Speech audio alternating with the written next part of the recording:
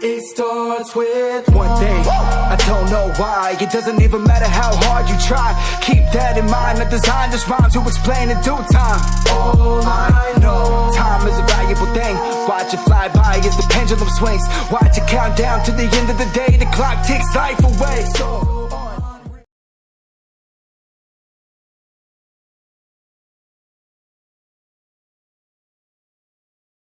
Assalamualaikum warahmatullahi wabarakatuh.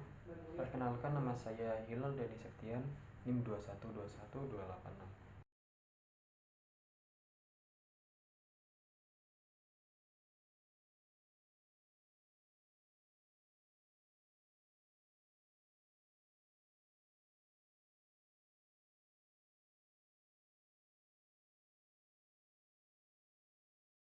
Metode penelitian sendiri itu sangatlah penting. Mengapa?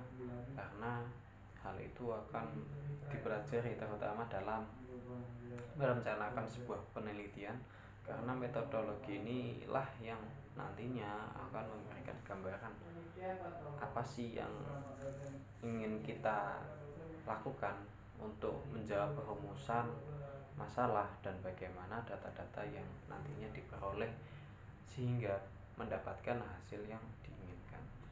Jadi metode penelitian itu sangatlah penting untuk diri kita, terutama mahasiswa yang nantinya akan meneliti tentang hal-hal yang perlu untuk dijadikan skripsi di jenjang berikutnya.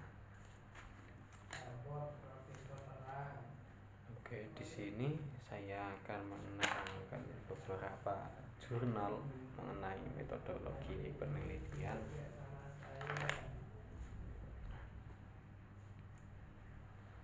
Adapun yang pertama yaitu berjudul Metodologi Penelitian Literatur Review Jurnal Informatika, yang ditulis oleh Yobella Angelica dengan metode klasifikasi data mining. Jurnal ini menjelaskan tentang literatur review. Literatur review ini sangat diperlukan untuk dalam menentukan prediksi ketepatan atau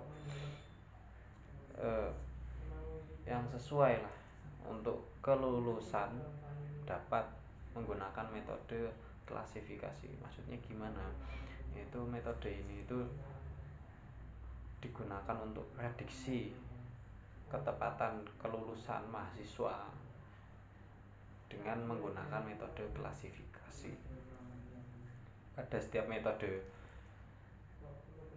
ini akan memberikan hasil prediksi dan akurasi yang berbeda-beda. Semakin baik hasil nilai akurasi dengan pemilihan atribut yang sesuai, yang benar, maka dapat menentukan faktor yang menyebabkan seorang mahasiswa itu dapat lulus tepat waktu atau tidak. Nah, itu dapat dilakukan dengan literatur review ini. Adapun judul yang kedua yaitu pembahasan studi kasus atau sebagai bagian metodologi penelitian. Di sini studi kasus sebagai bagian dari metodologi penelitian. Nah, ini ditulis oleh Taufik Hidayat dengan metode studi pustaka. Isinya itu manusia itu adalah makhluk yang istimewa dalam bentuk akal dan pikiran. Ya, ini sudah banyak kita ketahui bahwa manusia itu adalah makhluk Allah yang paling sempurna, yang diberi kelebihan melalui akal dan pikiran sehingga bisa membedakan hal baik dan buruk. Nah, dengan dua hal tadi manusia mampu berpikir secara ilmiah untuk menentukan kebenaran dari materi kehidupan.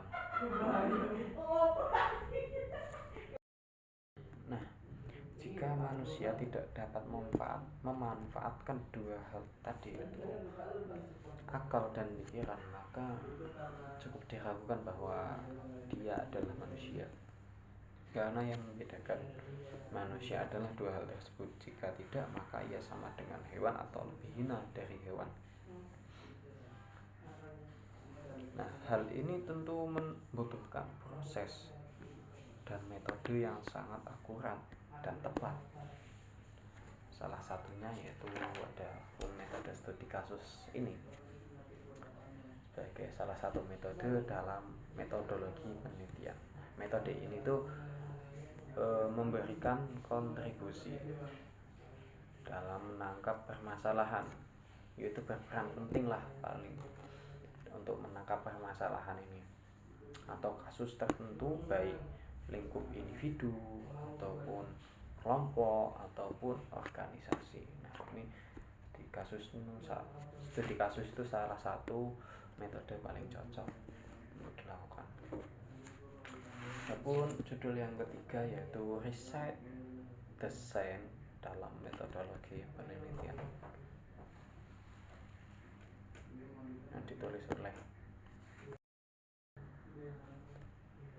riset desain dalam metodologi penelitian ini ditulis oleh Muhammad Mulyadi dengan metode kuantitatif dalam kurung positivis dan kualitatif dalam kurung fenomenologi.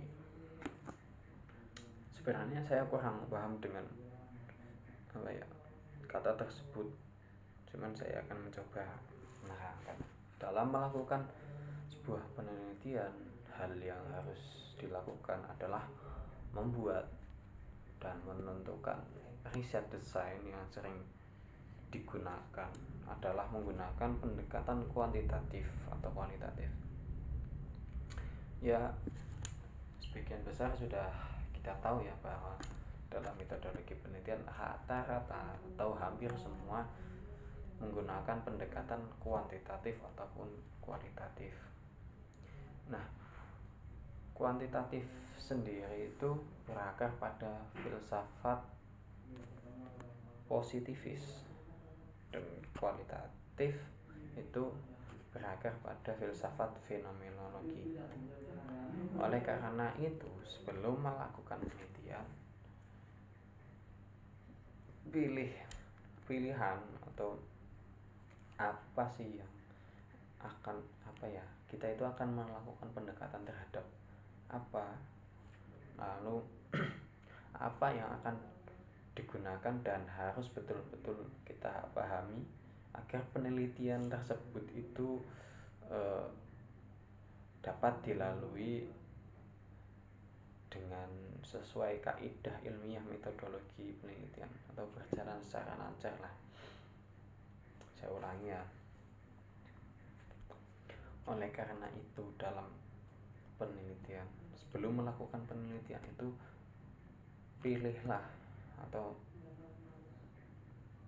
pendekatan yang akan digunakan, dan kita itu harus betul-betul memahami apa yang akan kita dekati agar tahapan penelitian yang akan dilalui itu dapat berjalan sesuai dengan kaidah yang ada dalam metodologi penelitian.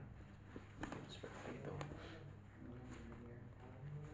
Lalu ada pun judul yang keempat yaitu efektivitas media pembelajaran daring melalui Google Meet ataupun Zoom ya, pada mata kuliah metodologi penelitian kualitatif. Ini ditulis oleh Bayu Fitra Prisuna dengan metode kualitatif. Nah, efektivitas media ataupun efektivitas teknologi pembelajaran ya, daring atau Gmeet atau Zoom atau yang lainnya melalui aplikasi ya tadi itulah, pada mata kuliah metodologi penelitian kualitatif. Nah, ini tingkatannya itu pada level sedang ya, tidak terlalu efektif juga tidak terlalu intinya di tengah-tengah.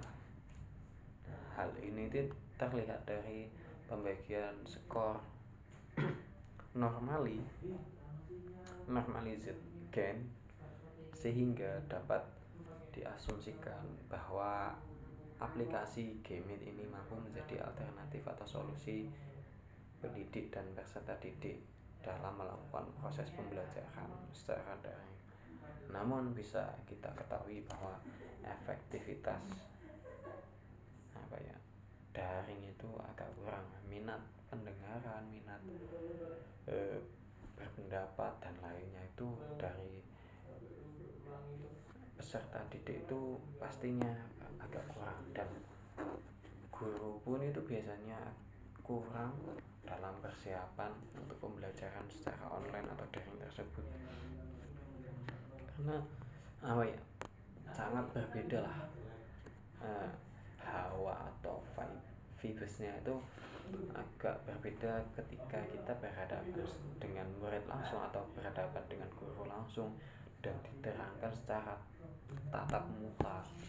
Itu akan terasa berbeda, dan pasti menurut saya itu lebih efektif menggunakan tatap muka, karena lebih afdol saja lah, karena hubungan dan murid itu tidak jauh dari bertukar pendapat secara langsung, karena akan lebih terasa itu apa yang disampaikan dan apa yang ingin disampaikan. Selanjutnya untuk